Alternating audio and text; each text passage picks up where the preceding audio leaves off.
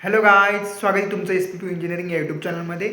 So खूप मुलांचे स्टुडंटचे doubt होते की FE 2024 पॅटर्नचा मार्किंग स्कीम आणि पेपर 70 मार्क्सचा होता, पण तो 60 मार्क्सचा झाला. हा SP2कडून अजून ऑफिशियल नोटिफिकेशन सर्क्युलर आलेलं नाही. 70 मार्क्सचा 60 मार्क्स पेपर झाला आहे, पण 60 मार्क्सचाच येणार आहे पेपर. त्याचं अपडेट्स सर्क्युलर येईल थोड्या दिवसात.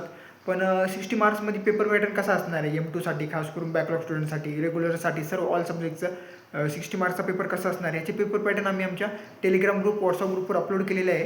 तुम्हाला जे पाहिजे असेल तर आम्ही खाली व्हॉट्सअप ग्रुपची, टेलिग्राम ग्रुपची लिंक देत आहे. तो ग्रुप जॉईन करा. तिथे तुम्हाला सगळे ऑल सब्जेक्टचे नोट्स, MP क्वेश्चन्स आणि पेपर पॅटर्न मिळून जातील.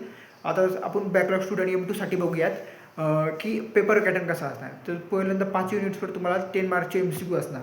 त्यानंतर 5 युनिटवर तुम्हाला 4-4 क्वेश्चन्स पर युनिट, त्याच्यामधले तुम्हाला 2 सोल्व करायचे. म्हणजे प्रत्येक युनिटमध्ये तुम्हाला ऑप्शन असणार 4 क्वेश्चनपैकी 2 क्वेश्चन सोडवा प्रत्येक युनिटवर. म्हणजे 4 क्वेश्चनपैकी 2 क्वेश्चन सोडवायचे तुम्हाला. त्यापैकी प्रत्येक क्वेश्चन 5 मार्कचा. म्हणजे असं एका युनिटवर 4 पैकी 2 क्वेश्चन सोडवायचे. म्हणजे 2च क्वेश्चन होणार 10 मार्कचे, कारण एक क्वेश्चन 5 मार्कचा असे. एक युनिटचे 10 झाले, असे 5 युनिटचे 50 झाले.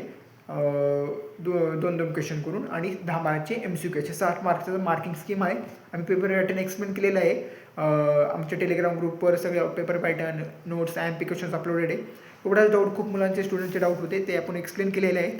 अजून तुम्हाला जर काही डाऊट असेल तर कमेंट्समध्ये सांगा नक्की. आणि त्यानंतर आता आपण ऑल सब्जेक्टचे जे नोट्स, MP क्वेश्चन्स तुम्ही घेऊ शकता टेलिग्राम ग्रुप जॉईन करून. So thank you.